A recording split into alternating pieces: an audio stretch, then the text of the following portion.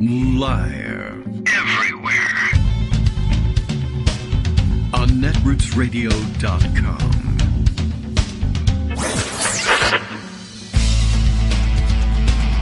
David Waldman. Kagro. In the morning. Now, here's David Waldman. Hey, good morning, everybody. How you doing? It is Wednesday, April 6th. How do you like that? It's Wednesday, April 6th, 2022. Time for another show. How do you like that? How do you like them apples? Do you even like apples? Did I ask earlier? Okay. Well, then this follow-up about apples makes a lot of sense, right? I don't know. It worked in the movies. Maybe not here today. The Kagro in the Morning radio show is live now.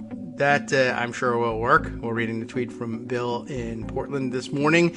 As the GOP goes after Mickey Mouse with guns blazing. I don't know why Mickey Mouse has his guns blazing, but Kagro X recalls that 1 year ago, the Republicans were attacking Dr. Seuss, that's true, and Mr. Potato Head as the greatest threats in America.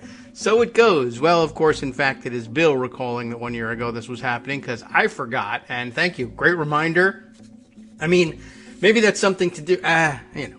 I'm cynical about everything, right? First, I'm thinking, someone should remind people that there should be an ad. Like, somebody should pay for it, and it should not come out of my pocket or anyone else's coffers who needs money to run races later. But just magically, I don't know, an ad should appear that reminds everybody of that. It would really be something, though, to do a short, YouTube video, let's say. Not a real ad, because that always disturbs me when people say, I have this killer ad for... and if they just go fund me, I can put it on the air. And they show me a video that's 1 minute and 39 seconds long, and it's like, that's not an ad. That can't be used for anything. You got to edit that down. But whatever. As an online video, it would make sense. But yeah, something that just shows the progression of the Republicans through these dangerous, crazy freakouts. That, but a big, what do the kids call it? Smash cut? I don't know. Anyway, the big compilation of them screaming about Dr. Seuss and, oh my God, Mr. Potato Head, and whatever happened to the sexy M&Ms and all of this stuff. And now Mickey Mouse and, Disney are pedophile groomers and everything that they're saying now. Put all that together, I guess, except, the doubt and eye-rolling I expressed right at the beginning of it was, that's not going to work with the people who believe this stuff. But, on the other hand, Greg always reminds us that there are people to be persuaded. But then showing them that Republicans believe dumb stuff and that if they're Republicans or vote Republican, they might be dumb too, might not necessarily be the approach. But I would appreciate seeing it. I think it's ridiculous and funny, and I like to point and laugh at them. So make it for me. Don't spend any big dollars on it, because I'm going to vote for you already. But it's a good point. They're crazy, and they continue to be crazy, and something. Okay, well, anyway, there's plenty to catch up on today. Today, I guess, is the day that we can use to express outrage at more Republican hypocrisy to no avail. That is to say, in the middle of their screaming about grooming and child trafficking, et cetera, et cetera. Did we note yesterday, or did it come to us after the show, that down in Tennessee, and where else would this be happening? In Tennessee, someone, somewhere, and we can identify the person and everything. Well, first of all, everybody is effed up in Tennessee. I'm sorry to paint with such a broad brush. There's some wonderful people in Tennessee. Leave immediately. The legislature appears to be full of crazies. Why? I don't know. I'm exaggerating. 2 crazy people have been identified in the last couple of hours, I guess we could say. But everyone's chatting about it on the internet, so we should pretend that it's everybody in Tennessee. That's just the way these things go. What are we talking about? Well, you've probably guessed by now that I am talking about the bill introduced in Tennessee that would eliminate the minimum age for marriage in Tennessee for some strange reason. I think we did mention it yesterday, and I didn't know offhand. Oh, yes, sir. We were talking to Joan, and I was saying, I don't even know what the minimum age currently is in Tennessee. Well, in the course of my reading, it turns out it's 17, which really just doesn't need any tinkering, really, honestly, I think. And I think you can get married with parental permission. Earlier than that, although, it's highly questionable sometimes, maybe, what permission means, but whatever. I don't know. I guess you can't dig too deeply into it, right? I don't know. Some kids, maybe it's better, it's up to the parents, I guess, but some parents are lousy, and what can you do? You can only hope for the best. But I suppose some parents somewhere would say, I don't know, it'll work out for the better, if not for the best, if we give permission for our kids to get married, because otherwise they'll run away and do it anyway, and we want to not lose contact with them or something like that, I guess, possibly. So I don't know.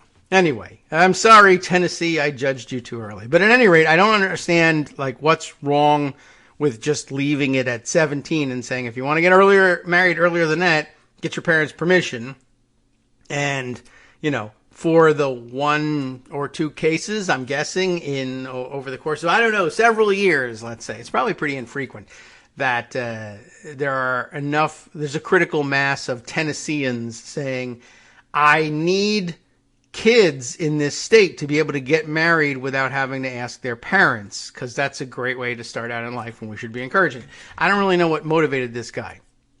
Anyway, let me scroll down and try to find these things, because I don't think I actually pocketed them, because at first I just thought this was going to be a weird curiosity and haha, Tennessee, but it's actually become quite a thing over the past couple of hours, and it reminded me an awful lot of what kind of hypocrisy exactly we are up against. Because, of course, with this, with them going full Q in the Republican Party in accusing now not just, Judge Jackson, but every Democrat as, and of course, lots of Republicans who would even support the nomination of Judge Jackson. That was Marjorie Taylor Greene's thing that started this all off yesterday. And, maybe all Republicans have that problem. I don't know. But there's lots of weird things going on. And I got to keep scrolling because there's so much to it that I don't even know what to tell you. So down in Tennessee, I'll find it. The guy has introduced this bill, which, by the way, someone, and it might have been our longtime friend and Twitter companion, Democratic Luntz, who maybe started this thing because he was taking some pride in seeing it spread. He hashtagged the whole thing, Tennessee Child Brides. I guess that's quite to the point. Oh, yeah, here it is. So the guy's name is Tom Leatherwood. Never mind, what you could do with that semiotically or whatever. But anyway, Tom Leatherwood has introduced this bill. It is House Bill 233, according to some of the articles on the subject and some screen grabs about it. I took a look at it and I've seen the text, and it just straight up, among other things that it does, it seems to be all about the underage marriage. Honestly, or I guess redefining things so that there's no such thing as an underage marriage. If you're married, that excuses whatever activities you are engaging in with your spouse. And I guess it wouldn't necessarily all be brides, but it kind of tends to work out that way when you're talking about these guys. But this is pretty much the definition of the grooming accusation that they're busy making. So once again, whatever Republicans accuse anybody else of, Democrats or anyone, of doing, you can be pretty sure they're making that accusation because it's something that they're doing. And either, I don't know what the psychology of it is exactly, either they are doing it so they figure everyone's doing it and they don't mind being hypocritical about it because it might work against the other guys, or I sometimes think that it's part cover. Like, if I accuse others of trafficking in child sex, child rape, I guess you would have to call it, then when I get caught and somebody says, look at this, this guy's been accusing everybody else under the sun of all these activities, and he's the one that's actually doing it, that some portion of people will say, That's outlandish. That's ridiculous. You're only accusing him of that because he accused you first. Or it could never be the case that someone who was actually doing that stuff would be out there calling attention to it. That's crazy. But it turns out that they are just that kind of crazy. And with some frequency at that. So where were we? I think this all, or I guess I would say I have scrolled enough back to, in Twitter to find this thing. So let's see. I have seen people sharing screen grabs of, I guess, oh yes, this was from Daily Kos, under the headline of Tennessee GOP drafts completely ridiculous, quote unquote, completely ridiculous. That's another legislator speaking. Completely ridiculous bill to eliminate age requirements for marriage. And, well, by now, I don't think I actually have to read you the article about it. But it did occur to me that as Marjorie Trader Greene was out there labeling everyone who would support Judge Jackson's nomination to the Supreme Court, labeling all of them then pro-pedophile. I forget exactly how she phrased it, but that's essentially it. Then, I don't make the rules. I guess she's right, and that's the way it goes. And now the new challenge is if the Tennessee legislature doesn't, in my view, if they don't expel the sponsors of this bill, then all Republicans, Tennessee or otherwise, are pro-pedophilia. I don't make the rules. That's just the way it is. And apparently that was pretty popular thought with lots of people, very frequently retweeted and liked. And so everyone knows that's the measure of good, solid social policy. But I would also point out that maybe, by the way, researchers should be looking into whether or not similar bills have been introduced in other states, because there's very often the case, it is very often the case that whenever one of these really wacko bills comes up, you find out that there's been copycat bills introduced in other states too, although this one would really be wild. I'd really be surprised if there were other ones, I guess, but not, I guess I'll say not shocked. I don't know. Maybe I have it in reverse. I don't know which one I should be. But this one was, I took a look at it. I took a look at the wording of the bill. And it doesn't seem terribly generic. It seems pretty Tennessee focused, because all it is, although maybe all it is, it may be formulaic just the same. And the instructions, like if you, for instance, picked up this model bill from ALEC or something like that. If ALEC is running around with a model bill to repeal the minimum age for marriage, I think I'd like to know about that one. But if they were, they probably would give instructions. Yeah, this is the way you should handle it. Like, you don't say the minimum age for marriage in the state of Tennessee is hereby repealed. You do it technocratically. And, I mean, you would be instructed to do it this way by legislative council anyway, but a great way, one of the truly great moves for legislative council in hiding the ball, and I don't even think that they necessarily do it to hide the ball. This is just the way they prefer laws be drafted, to be very specific. What you would do is, instead of saying the minimum age is hereby repealed, you say, you identify the section of the current law, the current state code, that sets the minimum age, and you target that. And you would say, you'd probably never mention the words minimum age for marriage. You just simply say, 36 Tennessee Code, section, chapter 3, section, whatever it is hereby repealed.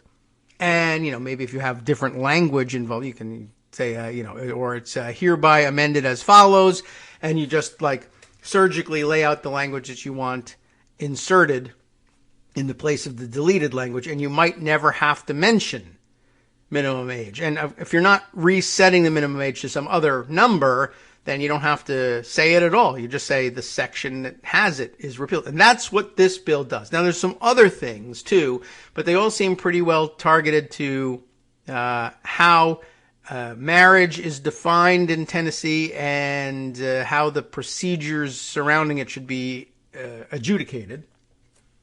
So it's not a extraneous provision slipped into some other large bill or anything like that. So yeah, this guy also has a Senate side sponsor for it. And I don't think this is the first time that this guy has introduced this bill either. It looks to me like he introduced it in the last legislative session and it failed, or I probably went nowhere. Like this one is probably going to go nowhere too, because probably everybody's pretty embarrassed about that. But not everyone, because there are a lot of Tennesseans, I guess, who are interested in this. If the number of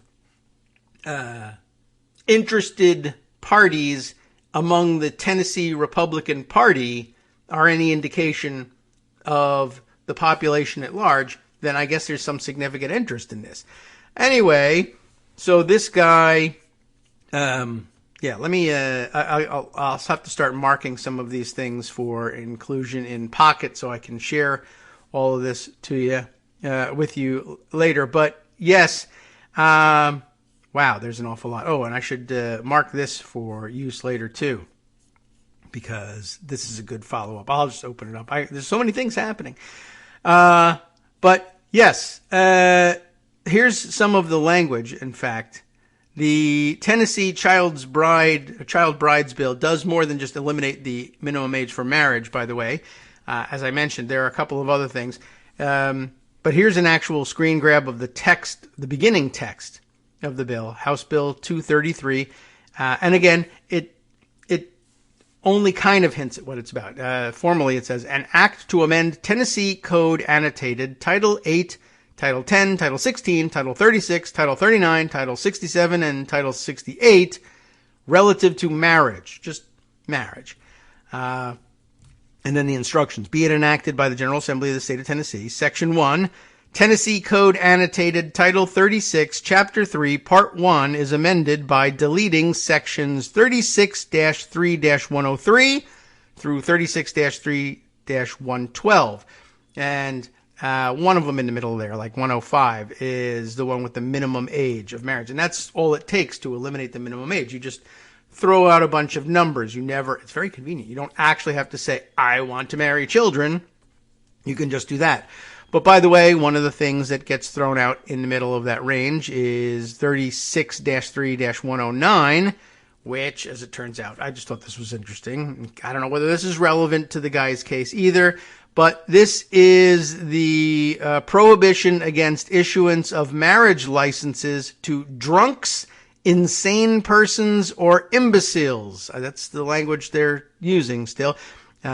And you might be surprised to learn that in Tennessee, the language of that section reads, no license shall be issued, instead of like, yes, sure, go ahead. No license shall be issued when it appears that the applicants or either of them is at the time drunk, insane, or an imbecile. And that might have been getting in the way for Tom Leatherwood. Well, whatever. I don't know what was bothering him about that one, but now you can marry children, drunks, imbeciles, and insane people. So that's terrific.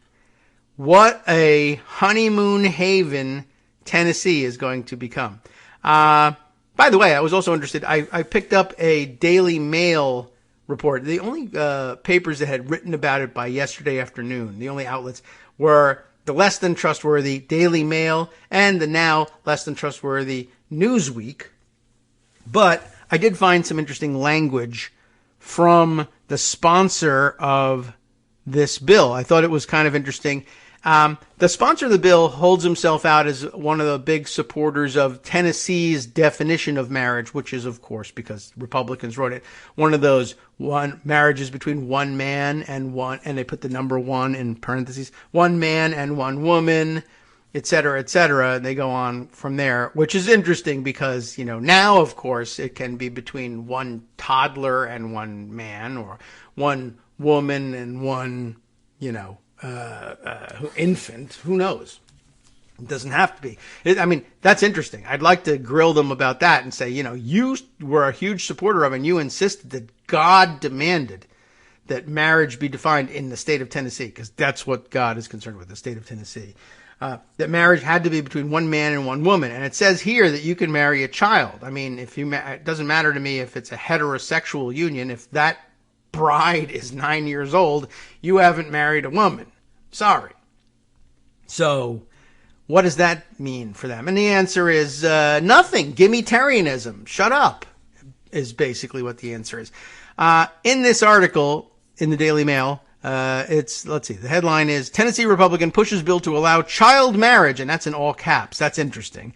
That would scrap the state's current minimum age of 17 before couples could tie the knot. That's how I found out the minimum age was 17. I told you I didn't want to Google it, and I didn't. This case, I'm just going to have to believe the Daily Mail. Anyway, let's see. They do a bunch of bullet points, and that's probably a better way of handling this article than anything else. This time I'll read the bullet points. Bill sponsor Tom Leatherwood, 65 years old, by the way, has introduced a bill. So he's been waiting a long time for this. Introduced a bill into the Tennessee House that would eliminate age limits for common law marriages. So, that's not even like, well, I'm responsible enough to go and try. I'm so intent on what I'm doing, I'm not even embarrassed to show up with a child bride and get married. Now, I'm just going to keep her in a shack somewhere, and if I hold on to her for enough years, I can just start saying we're common law partners. So I thought that was interesting. Leatherwood said the bill, and by the way, how long do you have to hold on to somebody to make him a common law spouse in Tennessee? I don't know, but if you're talking about child brides, and you need to get past the minimum age thing, like you're talking about the case of showing up at, wherever and at the courthouse and saying, yeah, this is my wife. Well, you don't have a marriage certificate. Well, we're common law spouses. We have a common law marriage. Okay, but you have to have been cohabitating for 7 years or something like that. Well, how old is she? Well, she's she's 17 now. Like, what does that mean? I start doing math and I can't stand here and talk to you anymore. I'm calling the police. Anyway, let's see. Leatherwood said the bill proposed, this is the interesting part, the language, right? For the one man, one woman thing, and that's the way it is, and God says so. Leatherwood said the bill proposed an, quote, alternative form of marriage to those who, this is interesting, conscientiously object to the current pathway to marriage. Like, that both partners have to be 17 or older. Wow. For somebody who was so, one man, one woman, God says so. Now, I didn't realize that God had alternative forms of marriage.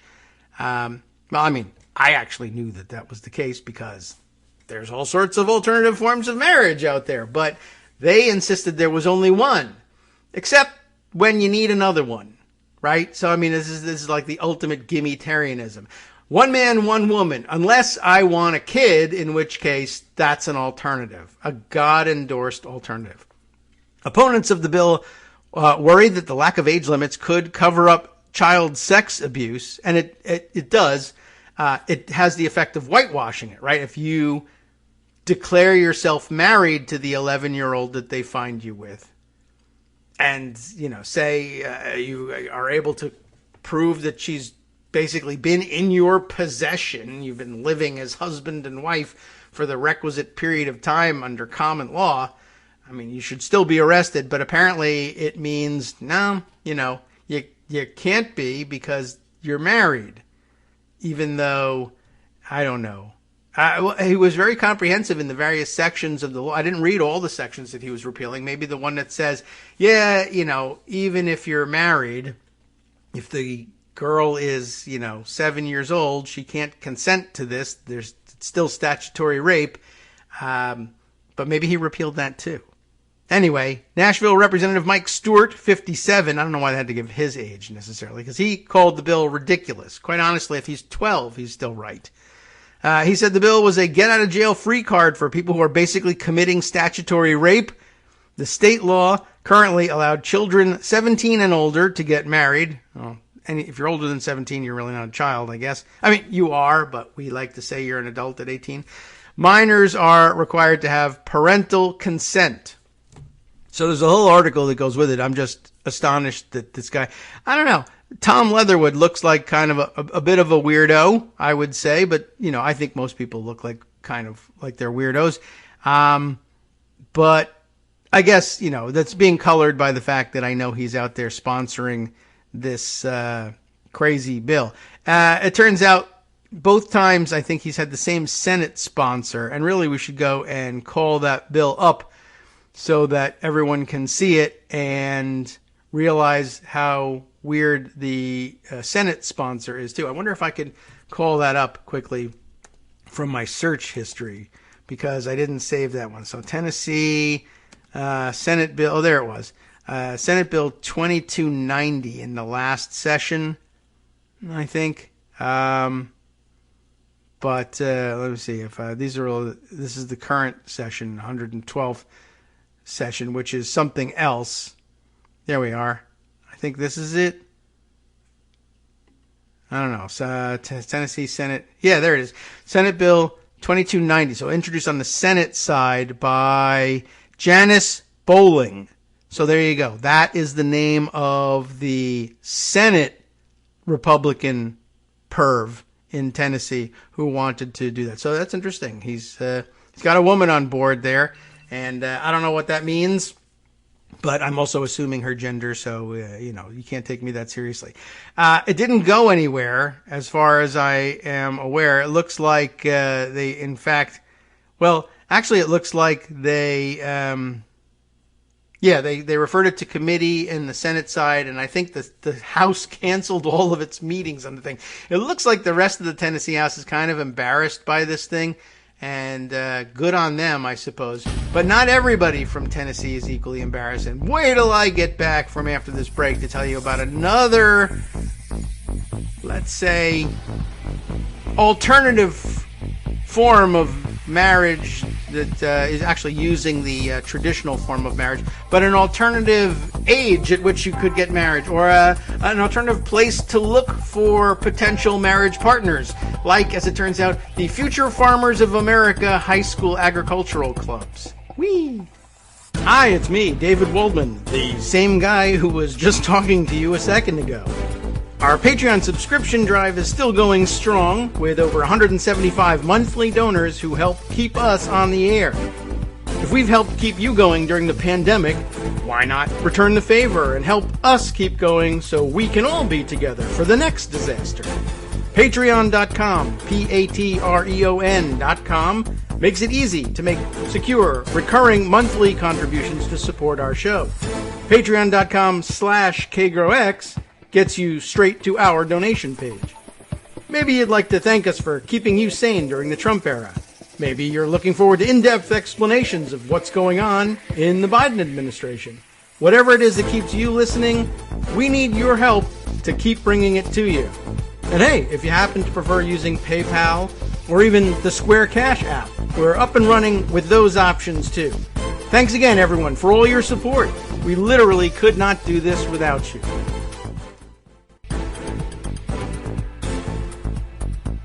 All right, welcome back now to the Kagro in the Morning Show here on Netroots Radio. Let's see, gosh, so much more to get through. Of course, the weird specter of child marriage reminded me quite a lot of a number of other people involved in the Republican Party. For instance, of course, the almost the definition of grooming here. Well, big story about Donald Trump, who became president of the United States, as it turns out, even after this became common knowledge. But you might have heard about it when it happened back in the 90s, I think. But it was certainly brought back up during the 2016 campaign. You might recall Donald Trump having been, I think, videotaped, encountering two kids about 10 years of age, two girls of about 10 years of age, on an escalator, perhaps in Trump Tower, perhaps elsewhere, I don't know, but he loves escalators. And, of course, making the comment and speaking to the two of them and then saying, I'm going to be dating her in 10 years. You remember that one? Can you believe it? I'll probably be dating her in 10 years. That whole thing. And, of course, now you can date her in 10 minutes if you guys can get on a plane to Tennessee fast enough. But now you don't have to wait. All you got to do is move down to Tennessee. And I'm not certain you're willing to do that. But, of course, everyone remembers that. So I just point out, comments like that, whether they're serious or not, I mean, I don't know what to make of it, but that's grooming behavior. They can't help you get out of that one. So basically, you're a big hero. Heard you met your big hero, and he turned out to be a child groomer. But you knew that going in, right? I mean, you knew all about the grab-ems and where to grab them, and you knew all about what he thought about things and who was accusing him of rape and sexual assault of various kinds.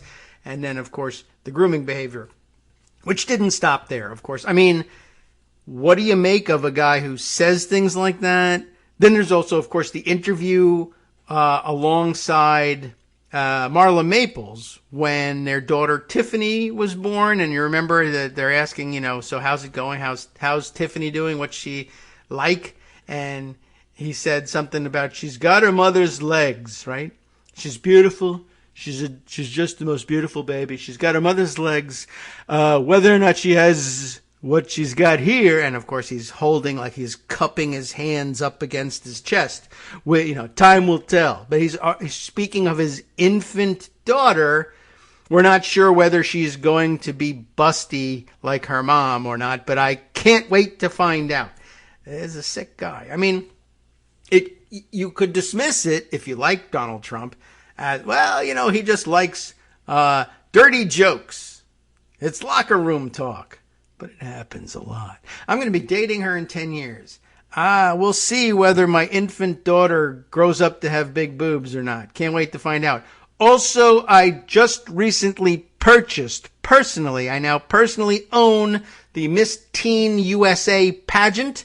And as the pageant owner, I need to make sure that everything is going all right during the show backstage. So I'm going to just walk into the dressing room backstage and see teenage girls, the most beautiful teenage girls in the world from all around the United States of America. I get to see what they're hiding under those bikinis just to make sure everything's going smoothly. But I mean, that guy's a groomer. He is. And of course, I don't even have to remind you of all the time we spent reading those diaries, or that diary, on Daily Kos all those years ago by the diarist then known as Swedish Jewfish. We all knew about the trafficking, right? The untold story of Trump model management. He very routinely would scoop up Eastern European, for whatever reason, Eastern European teenage girls and keep them in New York City apartments and charge them exorbitant rent the whole time, and then farm them out as models, sort of. Told them, I'll get you a modeling career. But they also seemed to have certain obligations to show up at large cocktail and sometimes large drug parties in his buildings when he was trying to sell units to rich New Yorkers. Rich New York guys love to hang out, have a little champagne, a little cocaine, tour the apartments. Maybe you'd be interested in buying one or two of the units in this building, maybe this one and another building. You want to live here at this one with your wife, and then you can have an apartment here as a bachelor pad for all the teenage girls that you see hanging around you now. That was his real estate sales MO. So, I don't know. That doesn't seem to bother them for some reason. Just as it didn't bother them, as it turns out, that Mark Foley, Republican of Florida. I mean, again, you can't forget this guy. That guy, that was grooming. Remember, he was texting before there was text. He was instant messaging over AOL and emailing a kid who was a page at in Congress. And those kids are, 15 and 16 years old. Although now I think about it, I'm not certain that the kid was a page at the time. He may have met him when he was a page, and maybe he was a former page, but he was still extremely young for any, type of interaction with members of Congress, but certainly a sexual interaction.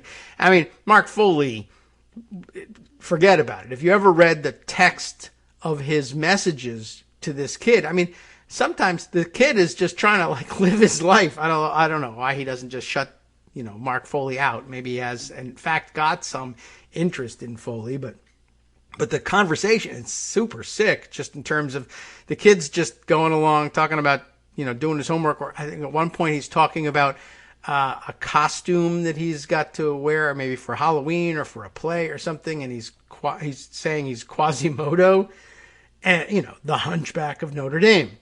And Mark Foley's idea of a clever joke is to say, so you've got a big bulge then, huh?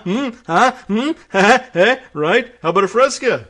Oh, my God. Unbelievable. And, you will remember Mark Foley as the measure it for me guy, texting to teenage boys, measure it for me. And he's not talking about, I want you to do your geometry homework. He was a true sicko.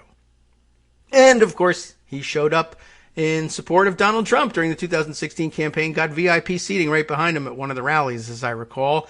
And, of course, you will perhaps remember that they were very slow in Congress, under the control of the Republicans then, to act on reliable tips that they got at the top of leadership that he was endangering himself and kids and the Republican Party, for that matter, if you cared about such things. I mean, I don't, but they do, clearly. He should be gotten rid of. And they were very slow to pull the trigger on this guy, although they eventually got around to saying, well, if you don't resign, we probably will move to expel you. And that was Speaker of the House Denny Hastert. And I don't think I have to remind you what happened with Denny Hastert. Why was he so slow to get rid of Mark Foley? Could it be that he was a child molester the whole time himself and lived in fear of approaching a topic like that lest he be found out? Well, he was found out, of course. And I'm just sort of thinking about that case and thinking about, he spent, 10 years as Speaker? He was Speaker a long time. I don't remember exactly how long, but he was one of the longest serving speakers in the history of the House. And thinking about him up there at the State of the Union, standing behind George W. Bush, giving his State of the Union address and standing and applauding the time he spent as the third highest ranking constitutional officer in the United States, on every TV in America, standing there with the big flag behind him and everything, the seat of power, and applauding the president during the State of the Union on national television. The whole time he is guilty of molesting wrestlers that he coached, some as young as 14 years old at the time. And he's just like, well, I guess if I just don't talk about it, I can just continue legislating, leading the party of moral scolds and passing national legislation and pointing the finger at Democrats and pretending they're the ones doing all these horrible things to our children, when in fact it was me. But if I just keep my mouth shut and keep paying these kids to keep their mouths shut, I can continue passing moralizing legislation on everybody else. And it's okay. And he made it all the way through his political career doing that. It wasn't until afterwards that he was caught. And even then he was caught for the financial crimes of paying the hush money and trying to hide that. It was too late to prosecute him for the child molestation. The statute of limitations had passed. And by the way, as long as I'm going to moralize, I found out in reading the Wikipedia articles about the case and then reading the backup clips that the facts came from. They linked everything at Wikipedia. That's the only reason I would use them. But as it turns out, one of his victims the guy I'm talking about is no longer in his position, but he's the younger brother of the guy who was then, and had been for quite some time, the Republican leader in the Illinois State House of Representatives. So think about that they know what kind of person Denny Hastert is. And this guy, I mean, you think about the victims that he chose, and they were powerless to try and, hold him to account. This guy's brother is one of the most important Republican politicians in Illinois. And he's on the floor of the state legislature every day. That guy should be protected. But instead, his older brother, I guess, says it's more important that we not damage a Republican politician and the Republican Party in general than it is for me to protect my own younger brother from sexual abuse. And I'm just going to let that stand. 35 years of cover-up. So that what is it that Hastert did that was so fantastic for Republicans? What is his legacy if you erase all of that? The Hastert rule, I won't do anything risky. What's the legacy of Dennis Hastert? Well, now it's garbage. But I mean, what was it then? What had to be protected? I guess it's possible that he didn't tell his brother, But I mean, and you can't blame it on him for not saying, well, you should leverage your brother's power to do something about this now. Because, victim of abuse, I can't tell you how to deal with these things. I'm not a counselor. I can't help you. But it occurs to me that there's a distinct possibility that somebody had known for many, many years that Dennis Hastert was a real danger and let him rise to power and kept him there rather than stand up for their own brother. And it's very difficult to believe. But the Republican Party seems to be full of this. As a matter of fact, I'm still not done. The whole show is about Republican perverts. I really didn't even know this was going to happen. Ryan Cooper had the next most talked about tweet on the subject yesterday, as I don't know how he got to it. Maybe it's part of a thread that will reveal some of this, but probably not. No, looks like no. He just tweets out of the blue, I guess. Just reading up on how Representative John Rose, Republican of Tennessee, met his wife. And maybe he was just interested in finding out after Leatherwood here decided to try to eliminate the minimum age thing. How many Republicans from Tennessee would be interested in such a thing? Well, just reading up on how John Rose met his wife, here is screen grab number 1, just from the Wikipedia entry on John Rose. John Williams Rose, born February 23rd, 1965, is an American politician and businessman serving as the U.S. Representative for Tennessee's 6th Congressional District since 2019. Not a long timer here, but whatever. A Republican, he was Commissioner of Agriculture for Tennessee and President of Boson Software LLC. I don't know anything about that, but Commissioner of Agriculture. It becomes important. The other screen grabs here, there are 2 more. One is the engagement announcement for Congressman Rose, although I guess he wasn't a congressman at the time. Engagement announcement from January of 2011 in a local paper. Chelsea Brooke Doss, D-O-S-S, and John Williams Rose are engaged to be married on January 8th, 2011 at First Baptist Church in Cookeville. The bride-elect, that's a term I have not heard used, I don't think, but I guess, I don't think they were just doing it because he was a politician, right? The bride-elect is the daughter of Jeff and Beth Doss of Christiana, and the granddaughter, this is, I guess, is important, of Dorothy and Delton Doss, that's really funny, that's a lot of D's there, of Lafayette, and Davis and Brenda Maxey of Red Boiling Springs, and Roy Bilbrey of Lafayette. So I guess some divorced grandparents. Anyway, that doesn't really enter into it, but all you people should be embarrassed because, gee whiz, Chelsea's young. A native of Murfreesboro, she graduated from Eagleville High School in 2007. This is 2011, when they're getting married, where she was a varsity basketball and softball player, student body vice president, FFA president, and Beta Club vice president. I don't know what Beta Club is, but FFA is Future Farmers of America. I don't know if she ever ended up farming, but at any rate, it's a popular club in some of the more rural areas. But again, it becomes important. You may recall, again, what was John Rose doing before he was in Congress? He was agriculture commissioner in Tennessee. You see, they crossed paths when she was president of the Future Farmers of America in high school. Okay? All right.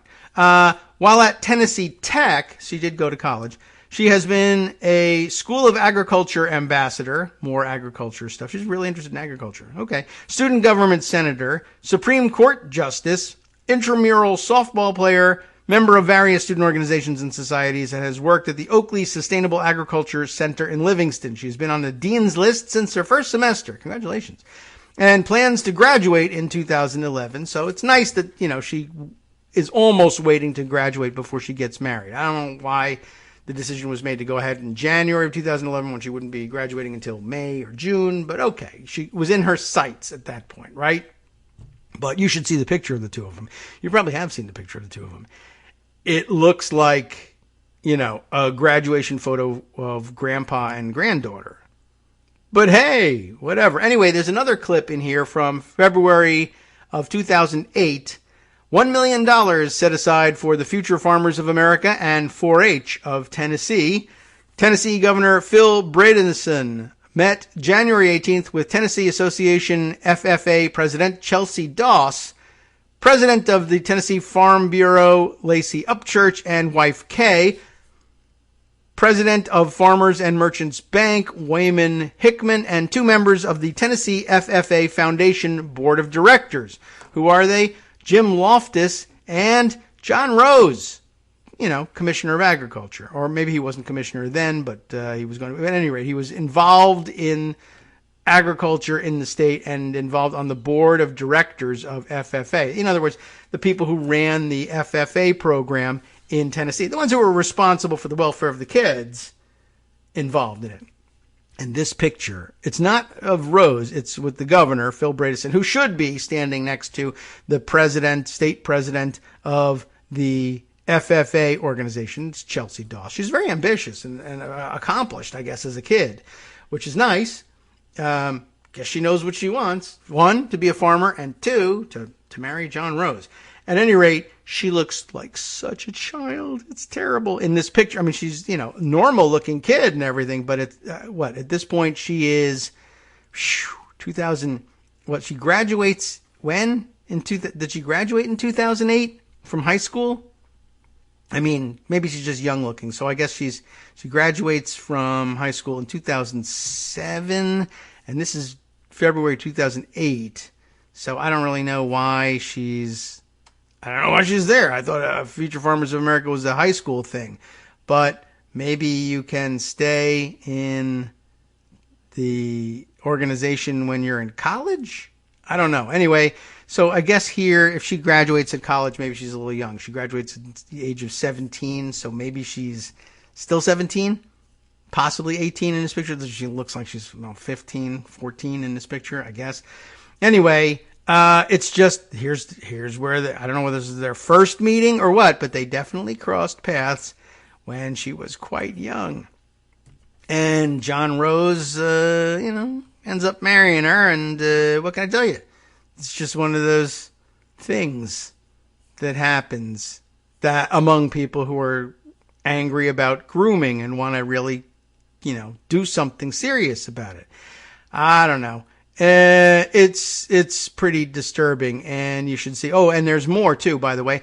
Others pointing out from articles that Chelsea Doss was a Rose Scholarship recipient. That is to say, a scholarship recipient from the Family Foundation, John Rose's Family Foundation. It's a scholarship endowed by his parents, and you'll never guess what happened. Chelsea won one of those scholarships. When we say, she went to Tennessee Tech and she remained interested in agriculture, that's great.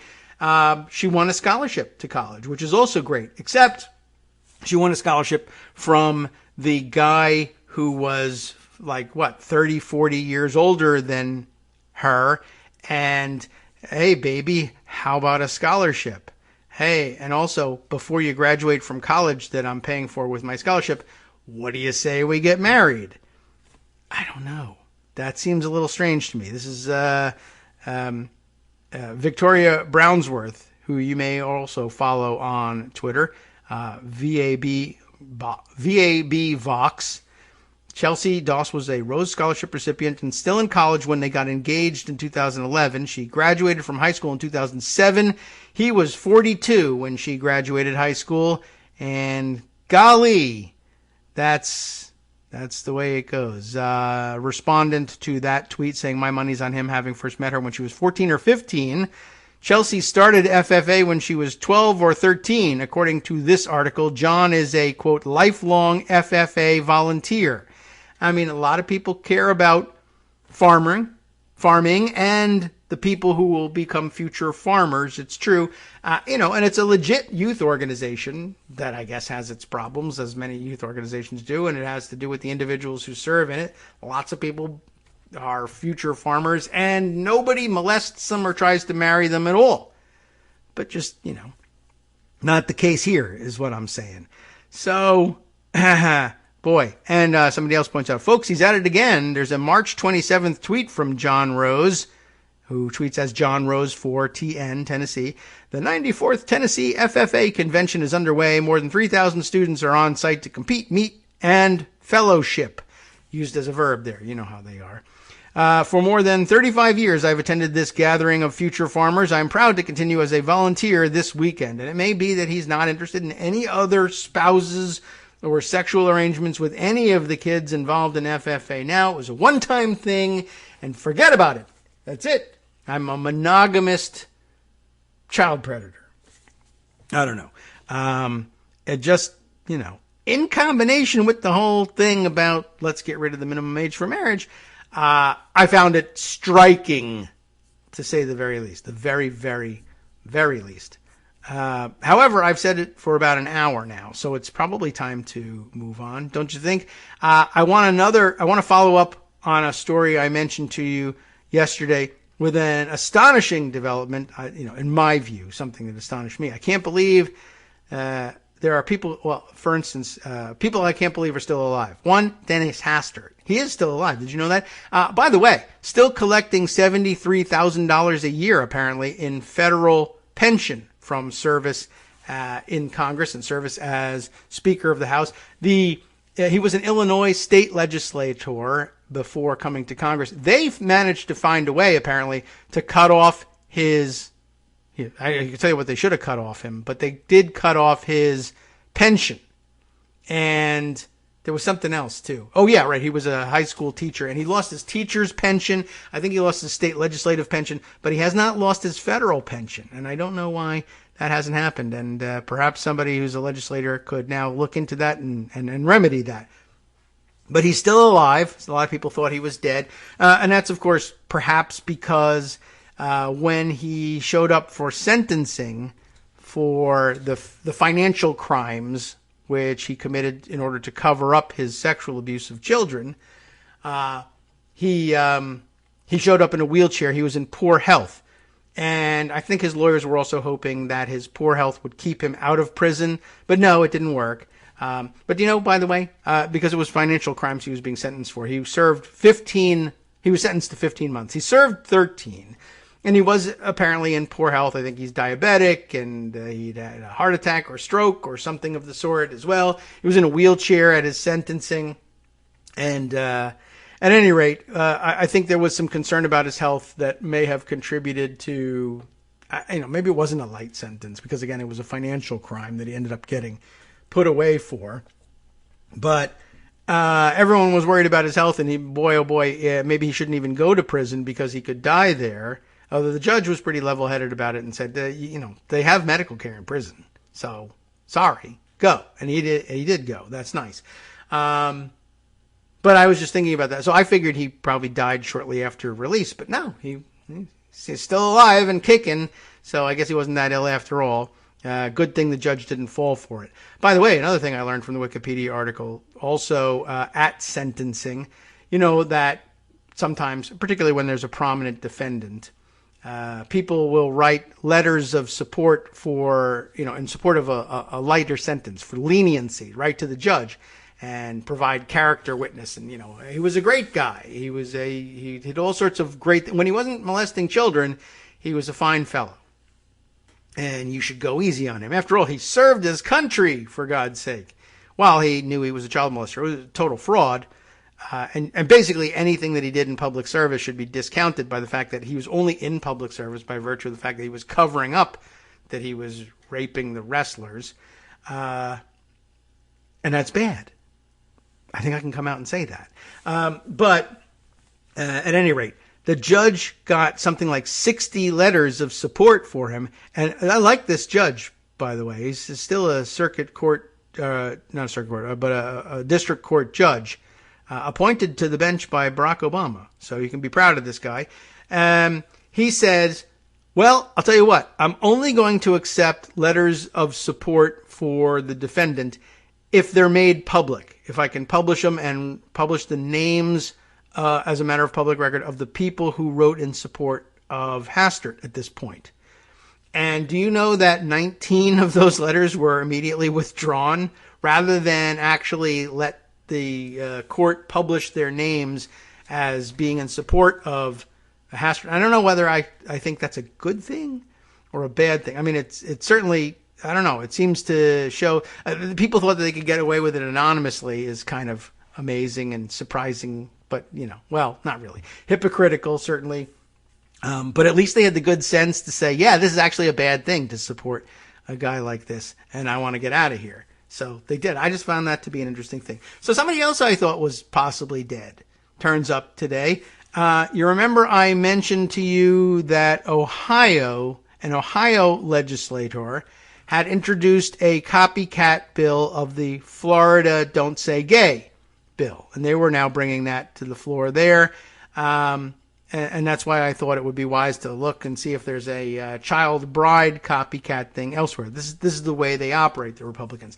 And I said to you, I clicked through on one story or another, and I might have shared it with you in the roundup with Scott, that I said, boy, the sponsor of this bill looks exactly like what you would think she would look like. And I can't believe it didn't strike me at the time, but that's because she's changed her wardrobe somewhat. The sponsor of the copycat Don't Say Gay bill in Ohio is our own old friend, Jean Schmidt. Remember Jean Schmidt, or we called her Evil Knievel on the show because she, she first rose to prominence in my view for being known for wearing that bizarre Stars and Stripes tracksuit on the floor of the House of Congress that I thought looked like something Evil Knievel would be wearing, but instead it was a legislator. Jean Schmidt, yes, Jean Schmidt, who was barfed on. Michelle Bachmann barfed on her, I think, on St. Patrick's Day one year. You remember that story? Well, if you don't, you should. Look it up. Anyway, she's the one who introduced the copycat bill. She, after leaving Congress, I don't know if she got districted out or whatever, kind of admirable in the sense that she was really dedicated to, screwing people over as a public servant. She ran for and went back to the state legislature, still walking around with ribbons in her hair at age 70, whatever. She actually, looking pretty healthy there and still pretty spry. Not something you want, I think women want people saying about them.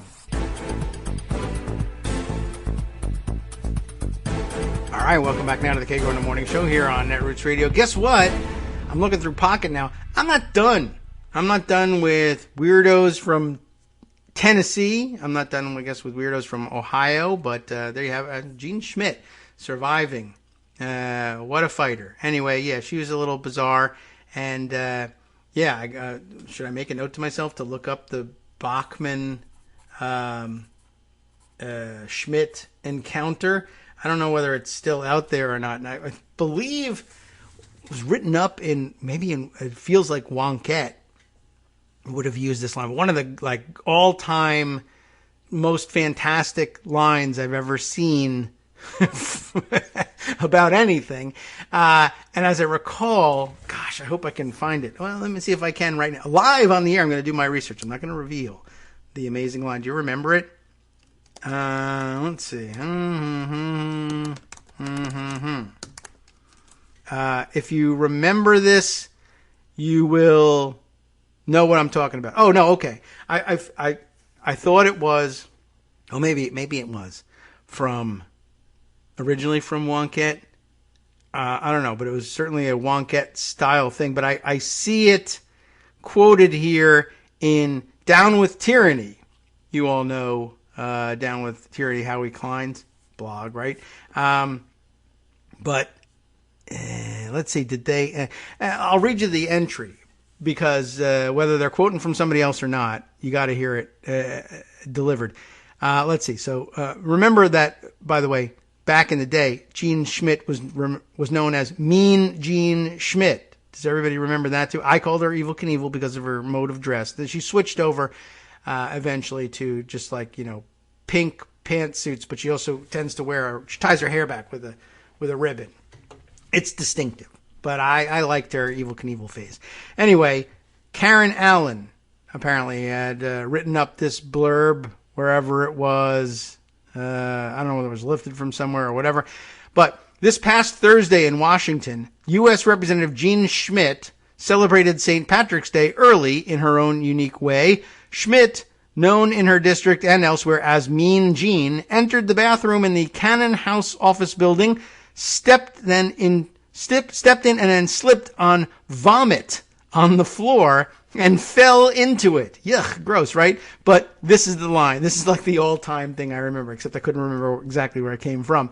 How unpleasant for the vomit. Which is thought to have been deposited there by a celebratory and inebriated Michelle Bachmann. Doubly unpleasant. Can you imagine slipping and falling into Michelle Bachmann's vomit?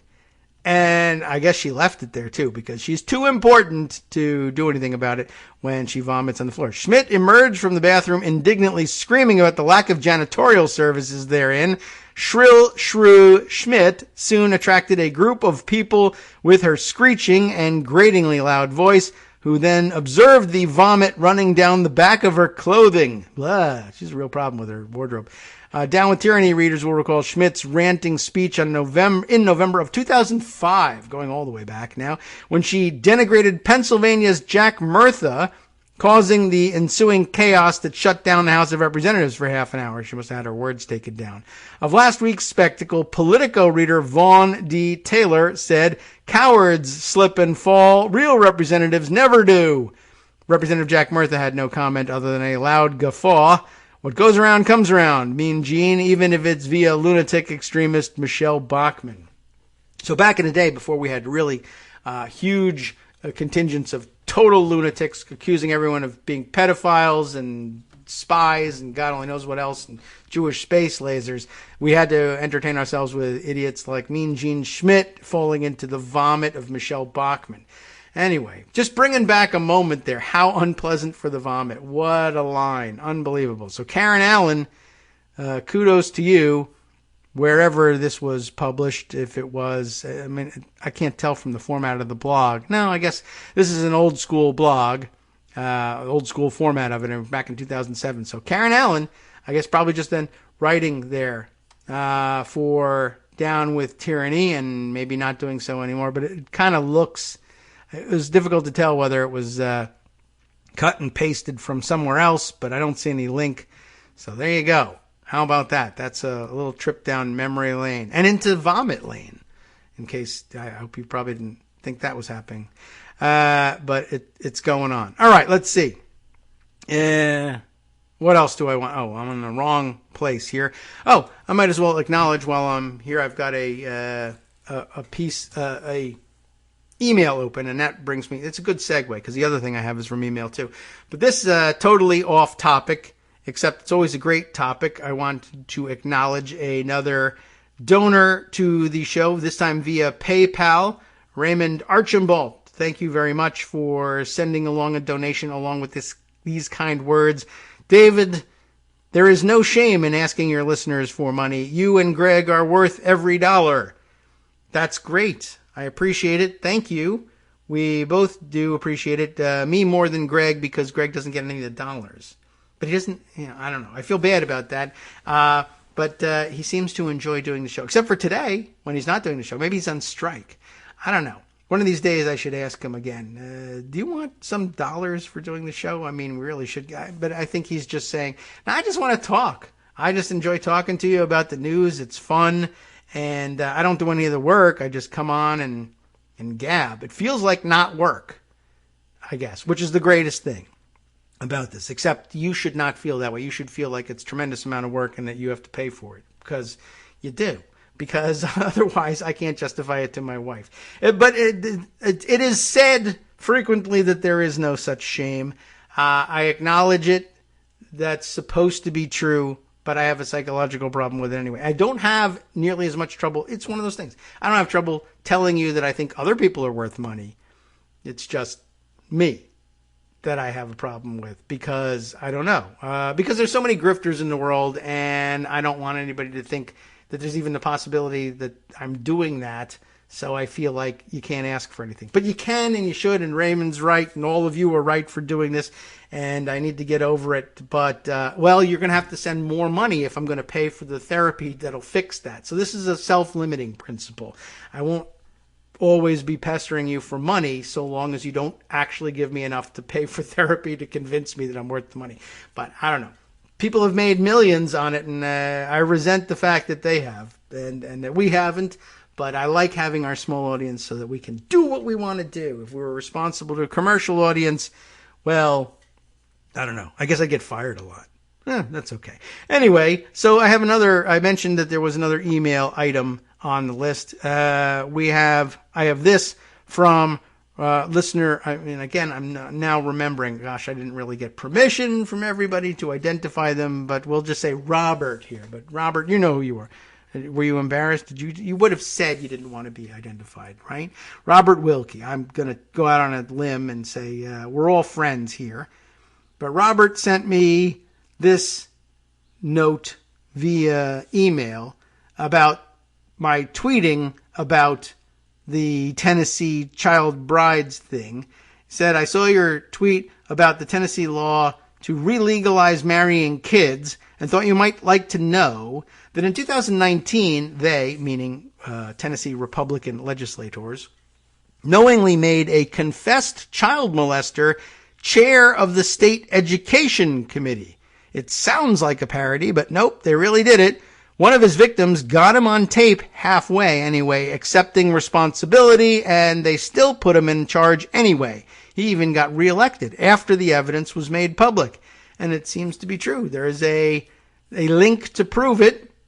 And of course, as you might have guessed, in the link, which is from the Tennessean, the local paper, they don't quite come straight out and say, oh yeah, he's a confessed child molester. They fill in some of the details around the story that help explain how Tennessee Republicans make themselves comfortable with what they do. Representative David Byrd, B-Y-R-D, like the senator of yore, both senators of yore, accused of sexual misconduct against teens, will chair education subcommittee.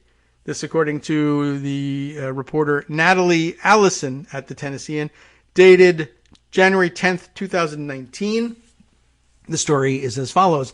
Despite calls from protesters and the previous House Speaker for his resignation, a state lawmaker accused of inappropriate sexual conduct against multiple teens has been named chairman of an education subcommittee. And I know that that's a big irony because education, that's generally speaking kids and yada yada, and maybe you should keep them away from him. But I guess we could point out if we needed to defend pedophiles at any point and just put this in the record, or in the files in case that comes up. But there's not a lot of kids coming. It's not like, well, yes, it's a committee about education, but fairly infrequently. It does happen, but it's fairly infrequent that the kids we're talking about taking care of come to the education committee to conduct any of the business or to testify as witnesses or anything like that. It's still mostly adults doing business at the education subcommittee. It's just off-putting and ironic in a way, if there's any irony to be found in child predatory sexual practices. Representative David Byrne, Republican, of course, has been assigned to newly elected House Speaker, or by newly elected House Speaker Glenn Casada, also obviously a Republican, to lead the Education Administration Subcommittee. The announcement came Thursday, way back when committees were assigned on the floor of the House immediately following required sexual harassment training. Isn't that another lovely little irony? And of course, you all know about committee assignments being taken care of on the floor of the legislature and why it is done that way, and that's the formal process. Matter of fact, there's a quote here. It says Casada. Casada is justifying the assignment. Matter of fact, his constituents sent him here overwhelmingly, which he is saying, it's unstated, knowing that he was, accused of this serial child molestation. They voted for him anyway. By the way, isn't it Tennessee who sent us in Congress Scott DeJarle as well? Tennessee, you've got problems. You need to you in danger, girl. You need to start looking for some help. Yeah, that's right. Scott DeJarle is from Tennessee as well. The doctor who was, prescribing drugs for and having sex with his patients, and then I believe forcing them to get abortions as well. Well, anyway. Matter of fact, his constituents sent him here overwhelmingly, as they do with other crazy lunatics. And isn't Marsha Blackburn also from Tennessee? Right, she has to answer for this craziness as well. Oh, and by the way, I guess this is a good time to remind everybody of this fun fact. We started the show mentioning Marjorie Trader Greene and her weird interest in pedophilia, I guess. And, her posing as an opponent. Anyway, we don't know. I just want to point out that Marjorie Trader Greene's congressional district is in the far northwest corner of Georgia, which, of course, shares a border with Tennessee. Maybe she should look into it. Maybe she needs to build a wall. Maybe it doesn't make a difference because she's a pedophile. I don't know. Why am I being canceled for asking these questions? Well, thankfully I'm not. And that brings us back to our previous subject. All of your fantastic donations. See, you could be canceling me. But at any rate, you're not. Thank you for not doing so. Anyway, so here's Quesada's justification. Matter of fact, his constituents sent him here overwhelmingly, Quesada said when asked about the assignment after the day's session. It's an accusation, but we cannot make actions on accusations. Unless, of course, we are accusing Democrats. But, let's see. Both former House Speaker Beth Harwell, Republican, and Lieutenant Governor Randy McNally, also a Republican, called for Byrd's resignation last spring after a WSMV report, I guess local TV, detailed 3 women's sexual assault allegations against Byrd dating back to when he was a head coach of the Wayne County High School women's basketball team, which, of course, I should probably remind you that when you're talking about high school basketball teams, they are most generally, maybe this isn't the case at Wayne County or anywhere in Tennessee, generally speaking referred to as the girls' basketball team because they are children on the team. Wouldn't it be something, though, if the same state that was like, hey, let's get rid of the minimum age for marriage, and we are, trolling the FFA conventions for young potential brides and the women's and the female basketball team, whatever we choose to call them. What if they were saying, why, they're young women for sure, we should honor them and recognize their adulthood or impending adulthood by calling them the women's basketball team? That would be a little odd. We should look into that. I'm curious. I mean, this has nothing to do with anything, but you know what? I'm not going to look into it. Not now. But I was wondering, I was going to say, we should Google the Wayne County High School webpage and then look at the sports sections and then look at the basketball teams and see, do they call it women's basketball there or do they call it girls basketball? Except I don't really want to be, first of all, it's a waste of time. But second of all, Googling all this stuff, I don't know. Just yuck for David Byrd. Let's read a little bit more about it so we can get some of the comments of the now adult women here. 2 of the women were 15 and one was 16 at the time that they say their then 28-year-old coach sexually assaulted them in the 1980s. So, of course, they can't press charges, right? When asked about whether he believed one of the women who has repeatedly spoken publicly about her allegations against Byrd, Quesada maintained there was no proof of the representative's reported wrongdoings. She may be convincing to some, but again, as individuals, our right to innocent until proven guilty must prevail, Quesada said. And he probably wanted to go back into that. Our right to maintain innocence, or our right to be presumed innocent until proven guilty, must prevail. But in Tennessee, they try to do things with fewer words, and I don't know. It's just a habit of theirs, I guess. Byrd at the time said the allegations were, quote, disheartening. That's it. And suggested, quote, one must question the motive of these 3 former students. Why?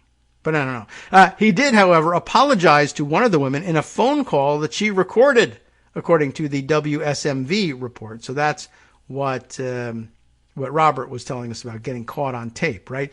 This happened long ago, so it's not within the House of Representatives' purview, Quesada said when asked whether an investigation should have been conducted. The case was made, if you will, in front of 67,000 people in the election, and the people spoke loud and clear overwhelmingly. Byrd, who graduated from the high school, that is, West... it doesn't really matter, but Wayne County High School. Byrd, who graduated from the same high school in 1975, coached there for 24 years and was the school's principal for 8 years. But I guess he wasn't the principal at the time that he molested the kids, so everything's cool. But that means, of course, that they made a child molester principal of the school, which is kind of the thing that we're talking about here. And then, not enough for him, they also made him a state representative, and maybe at that point they found out that he was a bit of a child molester, and they said, well, he was elected, and there's nothing we can do about it. Okay, that's interesting. Where was it that we were talking about? Oh, no, that was the Illinois state legislature. No, when I was thinking about Hastert, and there's somebody that Republicans at some point said, yeah, maybe we should force him out. That was Hastert himself, thinking about forcing Foley out. Imagine what that must have done. I hope he was tormented by all of this, by the way. Maybe that accounts for some of his ill health. Anyway, Byrd did not resign, and shortly after the allegations surfaced, announced his plans to seek re-election. He successfully ran again for his seat without a Republican primary challenger. And way to go, Tennessee. On Thursday, he said he was, quote, not concerned at all about potential pushback from his opponents over the assignment. I told the speaker I'm a team player, and he'll like to play with the team as well, apparently. Eesh. And I'll do anything he wants me to do, Byrd said. Ugh. He has previously served as vice chair of the Education Committee, so it wasn't a long trip. I mean, it wasn't anything special. They didn't go out of their way to put him on the Education Committee. He was next in line. I guess that's worth saying. Byrd was also at the center of other controversy last session for sponsoring a bill that would allow some teachers to carry guns in public schools. And what's the problem with giving child rapists guns? I don't know. After all, they're there to protect the children. Everything comes together in Tennessee. Unbelievable. Well, let's see. There was a political action committee that had sought Byrd's ouster this fall. Enough is Enough, a national organization seeking the ouster of state and federal lawmakers, because it doesn't matter to them, who have faced sexual assault allegations, formed a political action committee in Tennessee specifically targeting Byrd. And still didn't work. In addition to holding multiple demonstrations and news conferences, the group was also announced they would be canvassing door to door to talk with voters about Byrd ahead of the November election, which he won with 78% of the vote. Because Republican voters are shameless about this stuff. They love their own child molesters. I don't know whether they say, I don't believe it, you're making it up because you're a Democrat and you want him to lose, or, it's entirely possible that they say, yes, good, awesome, rape the children. That's what we want here in Tennessee. That's what being a Republican is all about. I can't tell the difference. The outcome's the same. You tell me what's happening on. All right. So anyway, Quesada has stood by Byrd. A video published by a PAC run by Quesada likened Byrd to President Donald Trump and U.S. Supreme Court Justice Brett Kavanaugh, saying the men had been attacked by, quote, unhinged liberals.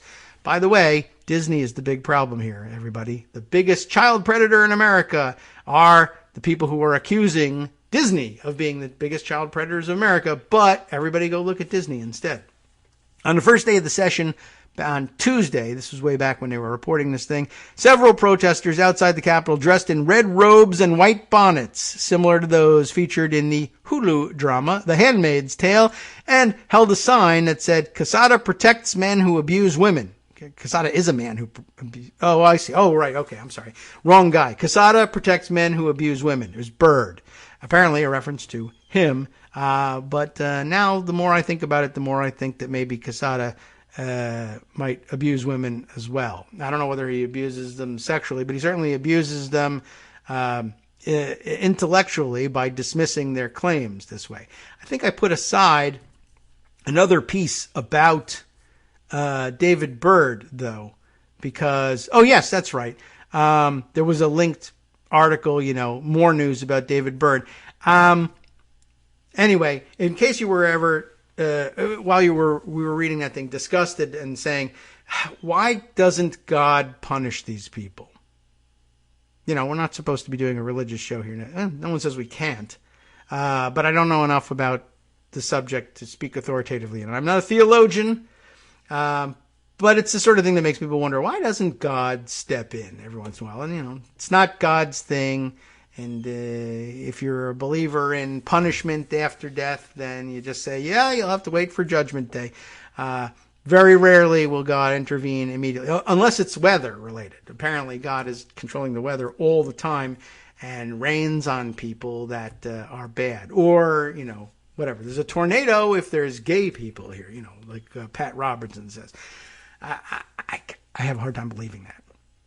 Anyway, this will shake your faith in not believing that God intervenes every once in a while, I guess. I don't know. Although, I shouldn't bring God into it because the outcome isn't what you would think necessarily. So you might think, or I'm sure David Byrd thinks, I was tested by God and God has judged me worthy to continue. Even though another interpretation is, if you're a believer, say, in the Christian version of heaven, God doesn't want you in there, at least not yet. You got more work to do or you're never getting in. But here's a headline, also from Natalie Allison, same reporter in the Tennessean. After 8-month COVID-19 battle, GOP Representative David Byrd urges vaccines and says, quote, they should not divide us. And it's unclear from the skim of the article whether he was or wasn't vaccinated, or now he's one of those people saying, I should have been vaccinated, let's all go get it, or maybe he got it before there were vaccines. This is a piece published in July of last year, July 2021. The moment before Representative David Byrd was put under, he realized it might be the last he'd ever see of this world. And I would bet that if that's the case, if he really felt that he probably was thinking, I really should have made amends in some way for molesting the girls' basketball team. Wow. Shouldn't have done that. Anyway, from a COVID-19 intensive care bed at St. Thomas Hospital in December, terror came over the Republican state legislator from Waynesboro at the thought. So I guess this would have been December of 2020, and I don't think the vaccines were out yet. They were maybe like not too far away and just coming online.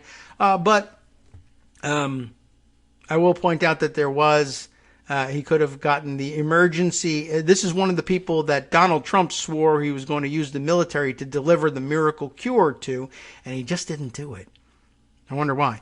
Anyway, he has no memory of the next 55 days. He really got it bad. When Byrd's family knew they might begin planning a funeral as he remained on a ventilator and continued to become sicker. At the time of his hospital stay, receiving antibody therapy wasn't an option for the 63-year-old. Not sure why. Maybe it was too late. But for all but 2 weeks in April, Byrd spent 8 months in hospitals and at a rehab center. A recovery period he describes as brutal and lonely when his frame withered to bones and he couldn't walk, use his arms, or do much for himself.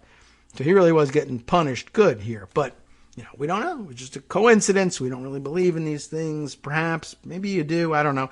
He missed the entire legislative session, which lasted from January to May and included numerous efforts by Tennessee Republicans to restrict the ability of government, and in some cases businesses, to enact public health precautions. So, while their colleague was on a ventilator, they were still putting the screws to people. Maybe I do believe in this stuff. I certainly hope sometimes for punishment like this.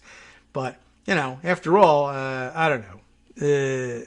Well, I'm sure he and all of his people were praying for his recovery, and they think their prayers were answered. So, I don't know. It's a weird area. I don't know if I want to walk into that just yet. Months before, Byrd had joined Republican colleagues in voting for a resolution saying news media had, quote, sensationalized the reporting of COVID-19 in the service of political agendas. Womp womp. During his recovery this year, Bird's liver began to fail, resulting in jaundice and a diagnosis of COVID cholangiopathy. Did I get that right? Or even close? Hope so. And ultimately the need for a liver transplant on June 12th. So he did get good and sick from this.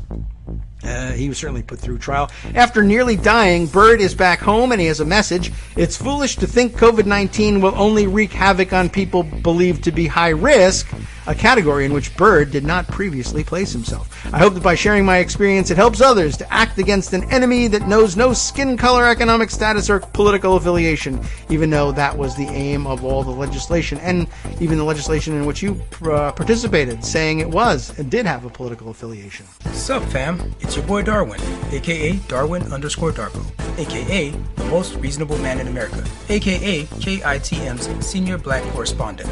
You might remember me from such recordings as Spacemen vs. Space Cadets and We Need to Talk About Joe Biden. Today, I want to bring you good news about that thing you've been struggling with. Do you suffer from giving too much of a damn? Do you turn on the series of tubes and find yourself outraged at the particular way some news organization strung some sentences together only to realize, nope, this is not some fictional hellscape? Well, guess what? You no longer have to accept the life of giving too much of a damn. You can do something about it, because even you, yes you, can be a show contributor. Now I know what you're thinking. Hey, Mr. Most Reasonable Man in America, I'm not some professional podcast talking guy. Don't worry about it. Do you have a smartphone or some other electronic recording device? Well, that's all you need. You too can have a segment where you can read us an important article and give us your take. Read one of your own original essays, or even just give us your commentary on something you'd like to share that's important to you. Fair warning though, side effects may include general punditry, having opinions and hot takes, getting stuff off your chest, and hearing your own voice. If your recording lasts longer than 5 to 7 minutes, please consult kagrox@gmail.com. That's KAGROX@gmail.com.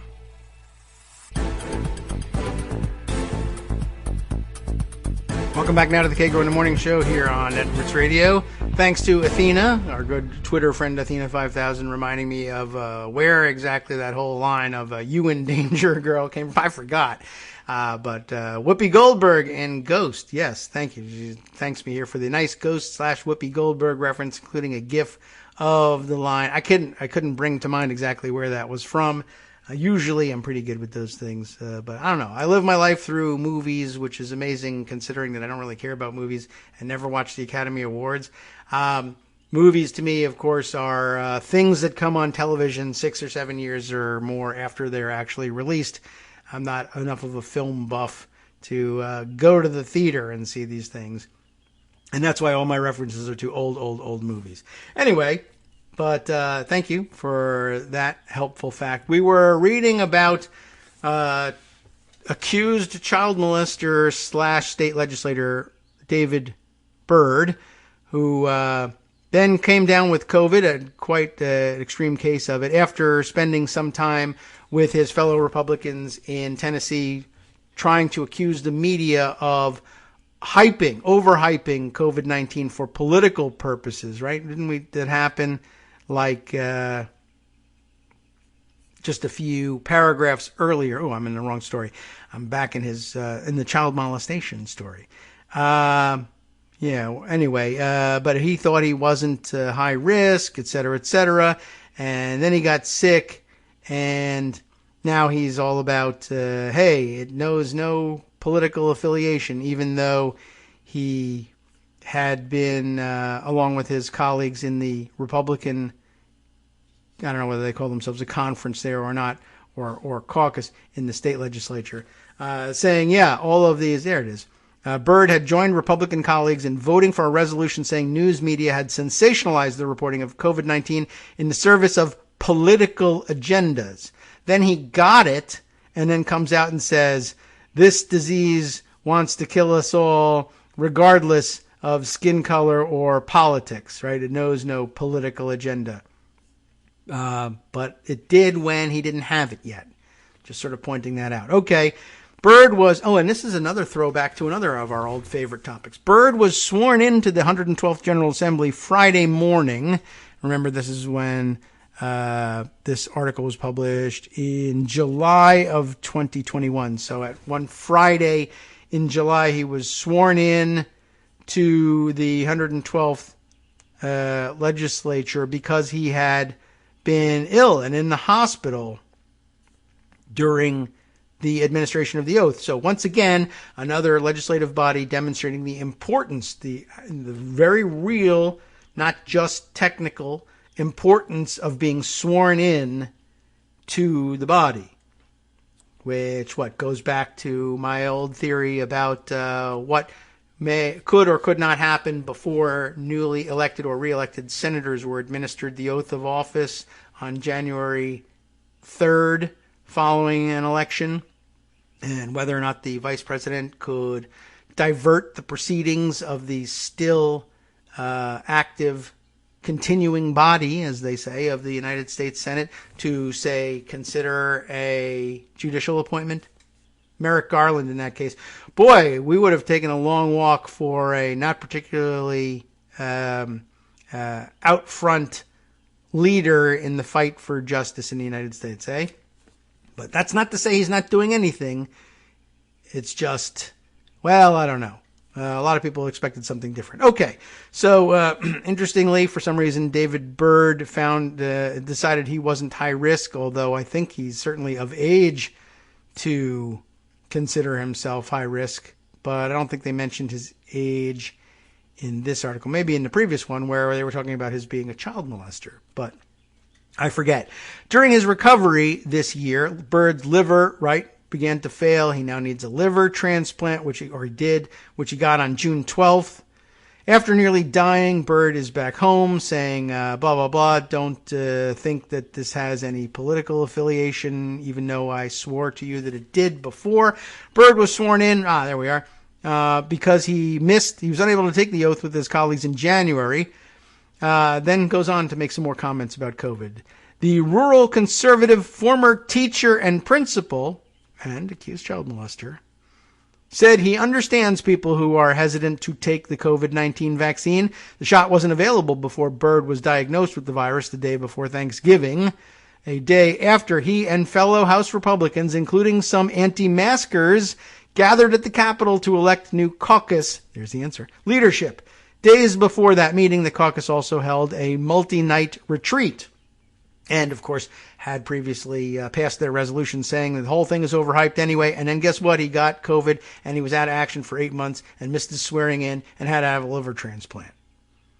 To them, I would say COVID is real and it is very dangerous, Byrd said of vaccine skeptics. It is a disease that wants to kill us. Please take it seriously. Please consider getting vaccinated. This is an issue that should not divide us. It did divide us. Then I got the disease, but like all Republicans, I never believe in anything unless it happens to me or someone I know and care about. And then, and only then, will there be a Gimmitarian carve-out for me to believe in these things. Everything else, it's not a serious problem, right?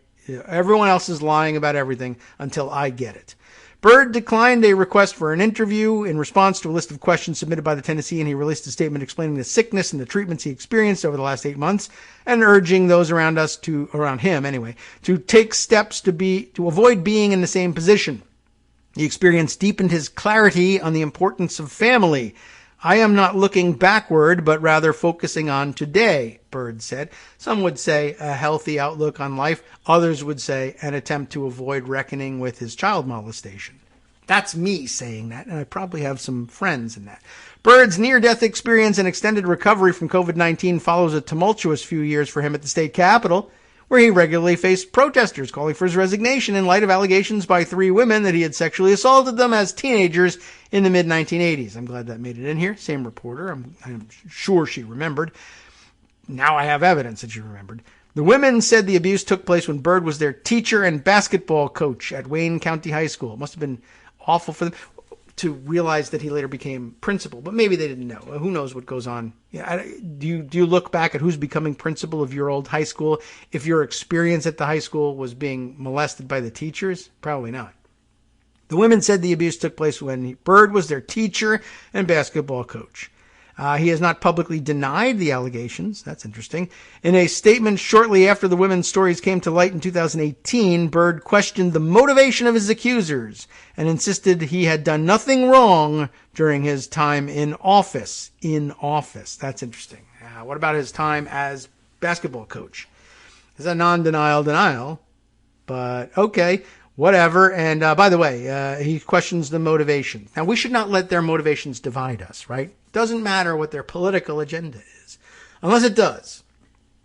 Despite telling fellow House Republicans in August of 2019 he would not seek re-election, and Governor Bill Lee personally asking Byrd not to, he realized, hey, Donald Trump is president. What the F am I doing? Giving in. I should go back. He filed to run just before the deadline in April of 2020, easily winning his District 71 seat again. By the way, remember from the previous article that he ran without Republican opposition in his primary. So he filed just before the deadline in April of 2020, and yet there weren't any other Republicans vying for the seat. I mean, it would look like it was going to be an open seat. No one on either side. I mean, maybe a Democrat filed, but no Republicans filed. I wonder why. I doubt that either that's not true or he was hinting to everybody earlier, yeah, maybe I will. And everybody was waiting to see whether he would again. And he won. In his statement, Byrd said he is full of gratitude for the care he received at Wayne Medical Center, St. Thomas Hospital, Tennessee Select, West Tennessee Healthcare, Vanderbilt Medical Center, and Vanderbilt Stallworth Rehabilitation Hospital. That guy was pretty sick. He was in all of those things. He was, oh boy, spared by the grace of God and these gifted medical professionals, Byrd said. I will ask God about that. We'll find out. Life is a miraculous gift that I am humbled beyond all odds and explanation to receive a second chance at living, he said. I am the first to admit I am not deserving of God's grace in receiving this miracle. And that's sort of a general statement, I think, in line with most Christian theology. It could be anything. Doesn't necessarily mean he acknowledges his wrongdoing in the sexual assault of 3 of the basketball players under his care. But maybe it does. And if so, I'm glad that he's thinking about it. And, you know, what can I tell you? It's pretty crazy down in Tennessee. But it's crazy everywhere. It reminds me of, another couple of things that we have in pocket that we could update you on. That, why not? We'll bring these other things to your attention. Let's see. Where did I file it? Here we go. Jezebel. That's a biblical reference. Here's Jezebel writer Susan Rinkunas. Boy, it doesn't look like that complicated a name, but I must have messed it up. With an update on the story. Did we discuss it on the air? Did we mention it on the air? I'm sure you have seen it since a local D.C. area anti-abortion activist had her house searched on a tip of some kind, I guess. Anyway, you must have heard the story of them finding 5 fetuses in her home. She was, of course, so dedicated to the position that many of these anti-abortion extremists often take that aborted fetuses and embryos and fetal tissue and whatever else, however else you want to refer to it, ought to receive a proper burial, and that it ought to be illegal to dispose of them in any other way, except keeping them in your own basement. That way is okay. Everyone was wondering, yeah, what was that all about? And I remember the comment was that when the search was going on and news broke on Twitter, that all she would say was, people are going to freak out when they find out what they're searching for. And they did. But the 5 fetuses story, as they call it here, just got a lot weirder. Jezebel's writer, Susan Rinkunas, says, police found 5 fetuses in the home of an anti-abortion activist last week. Turns out they had 115. And honestly, 115 of almost anything will get you some side-eye views from people. 115 cans of soup. If you're Ted Cruz, hey, that's kind of weird. not anything, of course. 115 playing cards. Well, that's like less than 3 decks, just more than 2. Okay, fine. You can come away. 115 marbles, please. Not so bad, right? Well, anyway, it did get weirder. Last week, Washington, D.C. police said they found 5 human fetuses in the basement apartment of anti-abortion activist Lauren Handy. Needless to say, people have a lot of questions about this situation, and Handy, the director of activism at Progressive Anti-Abortion Uprising, PAAU, has not provided any answers. But PAAU, a group that launched in October of 2021, hinted that they have more fetuses in their possession and said they would release more information at a press conference today, which would have been yesterday, I think. Yep. Okay, so that happened. That's the way it reads. And the group revealed that Handy actually possessed not 5, but 115 sets of fetal remains. Handy, a self-described Catholic anarchist. Is that a thing? It's linked. I'm just sort of curious. Maybe it's just her saying I'm a Catholic anarchist as opposed to explaining what that is. Anyway, Handy, self-described Catholic anarchist who is non-binary, claimed that they got the fetuses from a worker at a medical waste company, which said company disputes. The group also showed a video of people, quote, unboxing and inspecting the fetal remains because they respect life so much.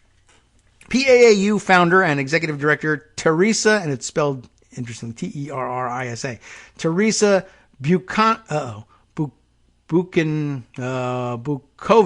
maybe. Bukovinac. You're not looking these people up, but okay. Teresa Bukovinach claimed at the press conference that on March 25th, she and Handy were at Washington Surgery Clinic on F Street Northwest to protest. Saw a truck from Curtis Bay Medical Waste, approached the driver, this is their story, and they said they would take the waste and give the remains, quote, a proper burial. At which point probably the truck driver said, get the hell out of here. That's what probably really happened, but they say he gave it to him. They say the box contained 110 first trimester fetuses, which they said they buried, and 5 fetuses from later abortions that, based on their condition, PAAU suggested violated a 2003 federal law against DNX abortions, dilation and extraction abortions. But they could not find a private pathologist to confirm these claims, so they alerted D.C. police on March 29th to request an investigation into their deaths. That's why.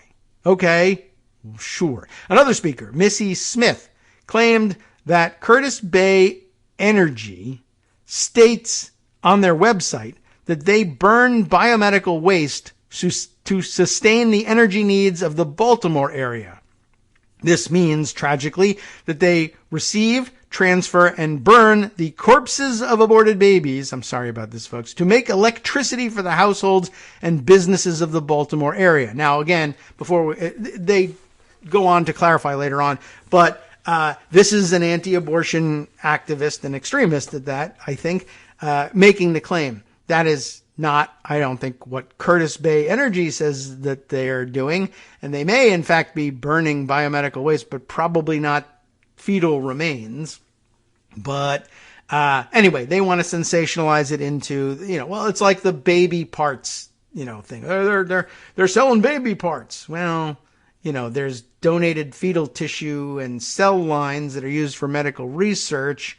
But that gets twisted into they're selling baby parts, and then people get murdered on that basis. And so now they're thinking, let's cause some more murders. Let's say that they're taking babies and burning them for electricity in Baltimore. Curtis Bay has not responded to Jezebel's request for comment, but in a statement the company provided to WUSA 9, that's the local CBS affiliate in Washington, it denied the allegations made at the press conference. On March 25th, a Curtis Bay employee took custody of 3 packages from the Washington Surgery Center, that's Washington Surgery Clinic, and delivered all of them to Curtis Bay's incineration facility. At no time Did the Curtis Bay employee hand over any of these packages to the PAAU or any other third party, and any allegations made otherwise are false?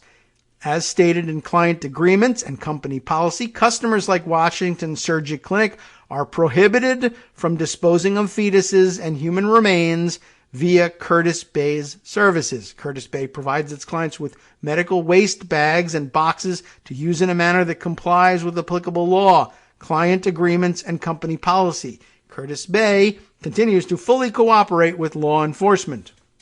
So we'll see what comes of any further investigation, but they are saying, yeah, there's sometimes medical waste that comes from out of the Washington Surgery Clinic that is not human remains, and that's disposed of under this contract. And in any case, they didn't give anything to PAAU. That may or may not hold up. They may or may not be in compliance with the law at Washington Surgery Clinic. I don't know. But the law suggests, and people who follow the law, people who are foolish enough to do that when you could just be stealing fetuses to make your point politically, people who apparently have an interest in following the law just say, no, this doesn't happen. But that won't stop the anti-abortion activists. Taking a step back for a second, the Metropolitan Police Department told Jezebel it had received a tip about biohazard material in an apartment on the 400 block of 6th Street Southeast in Capitol Hill. The medical examiner collected the material on March 30th, and the next day, police confirmed what they'd collected were fetuses. Also last week, the Department of Justice announced that Handy and 8 others were facing federal charges for blockading Washington Surgery Clinic on F Street Northwest in October of 2020. They each face up to a maximum of 11 years in prison, 3 years of supervised release, and a fine of up to $350,000. Handy, 28, of Alexandria, Virginia, has also invaded clinics in Virginia and Michigan with the group Red Rose Rescue. I believe we've heard of them before, and isn't that like, what's her name, Lila Rose, who's I think also is the activist who founded that or is heavily involved in leading that, and who's also, I think, a James O'Keefe protege as well. After news of the 5 fetuses got out, PAAU said in a statement that one of the federal defendants arranged for D.C. police to pick up the evidence and posted a photo of a letter from an attorney informing police of the existence of the fetuses from later abortions. The group also characterized the people who received the fetuses as whistleblowers. Skeptical people might look at this information and think, they called a tip in on themselves, used the term whistleblower, and hyped up a forthcoming press conference. Sounds a lot like what Jacob Wall and James O'Keefe are known for doing. Well, here are some other pieces of information that skeptical people might find interesting. One, they have ties to the discredited Center for Medical Progress. Jezebel obtained the full text of the letter sent to MPD by a right-wing lawyer named Steve Cooley, who told Jezebel by email that he isn't representing either Handy or PAAU, just writing letters to people for no reason. Cooley previously represented David Daleiden is Daleiden, and the Center for Medical Progress in legal proceedings stemming from the group's July 2015 release of surreptitiously filmed and deceptively edited videos of conversations with Planned Parenthood employees. CMP tried to smear the organization as, quote, selling baby body parts, when in fact they were facilitating the transfer of donated fetal tissue to medical researchers. CMP's video generated a firestorm of coverage, and in November of 2015, 4 months later, a man who shot up a Colorado Planned Parenthood health center, killing 3 and wounding 9, muttered, "No more baby parts," to investigators. Daleiden himself is amplifying PAAU's false claims from its press conference on social media. What else is interesting? They're working with violent clinic harassers.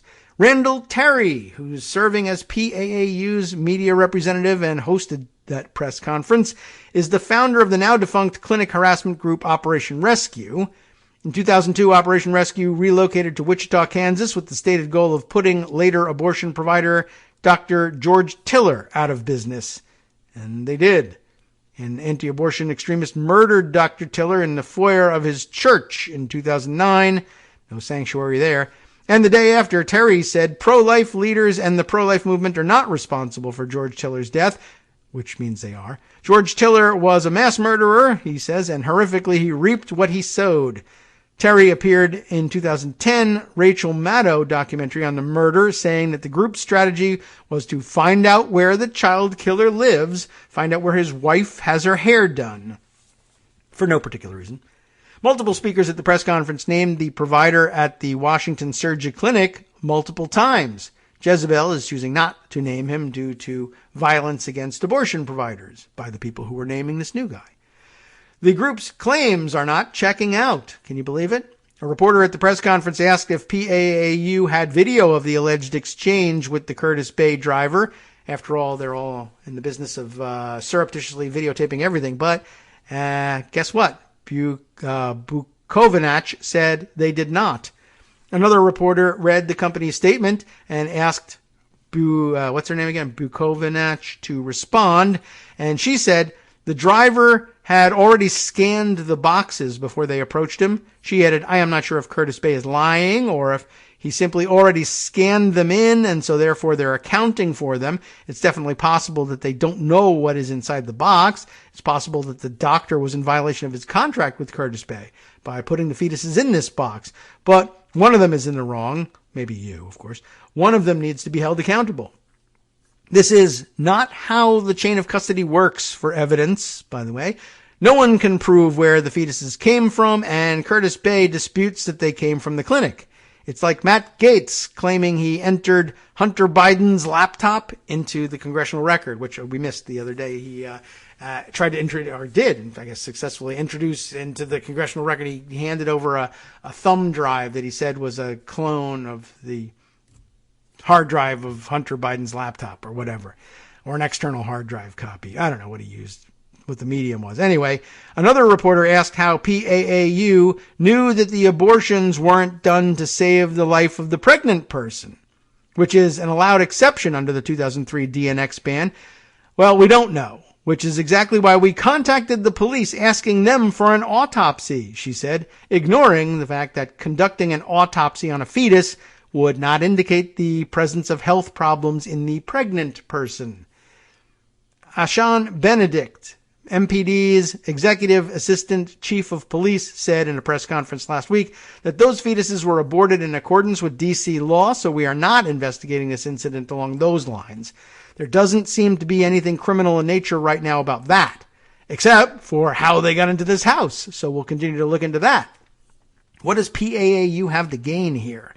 Well, one, false claims about things like burning fetal remains for electricity certainly do distract from the fact that Handy and 8 others are facing more than 10 years in prison for blockading the same abortion clinic back in 2020.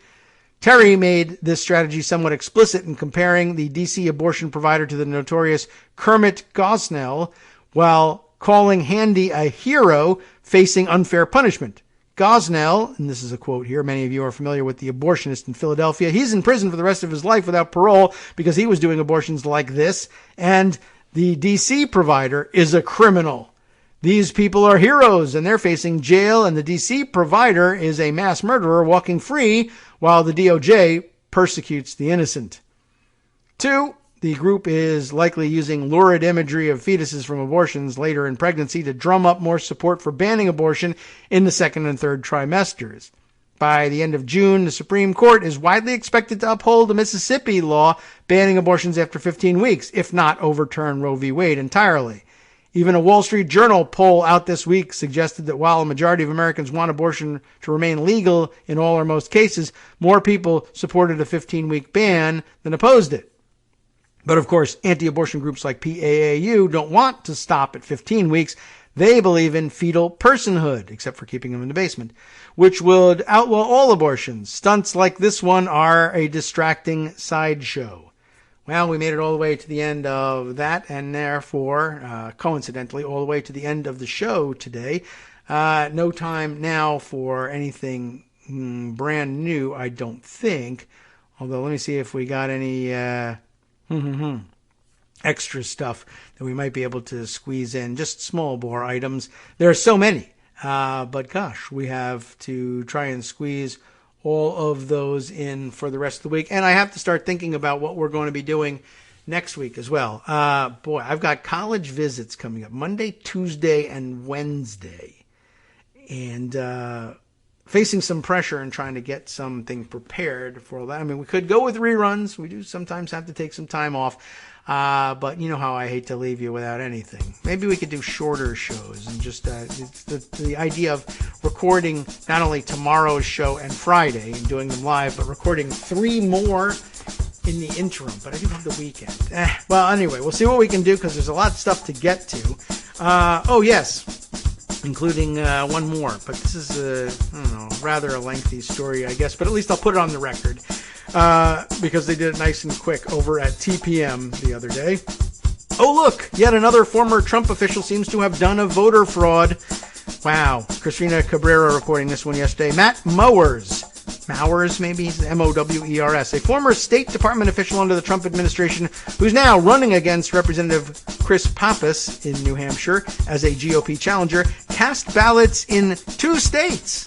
In the 2016 GOP presidential primaries, records obtained by the Associated Press reveal. He first voted in New Hampshire's primary via absentee ballot, mail-in, yikes, while he was working for ex-New Jersey Governor Chris Christie's presidential campaign. Then he re-registered with his parents' address to vote in his home state of New Jersey during the Garden State's GOP primary 4 months later. Now, of course, running for Congress in New Hampshire, so we'll see whether that hurts him. This guy doesn't even live in New Hampshire. His home state is New Jersey, though he did vote here in one primary. All right, well, we'll see whether he lives that one down. From networksradio.com, you have been listening to Kagro in the Morning with David Waldman. All right, well, stay tuned, of course, for the West Coast Cookbook and Speakeasy next with Justice Putnam with his usual collection of odd and interesting stories from around the world. The new Republican tactic of smearing everyone who disagrees with them as supporting pedophilia is a disgusting and cynical attempt to render their political opposition essentially as hateable as possible.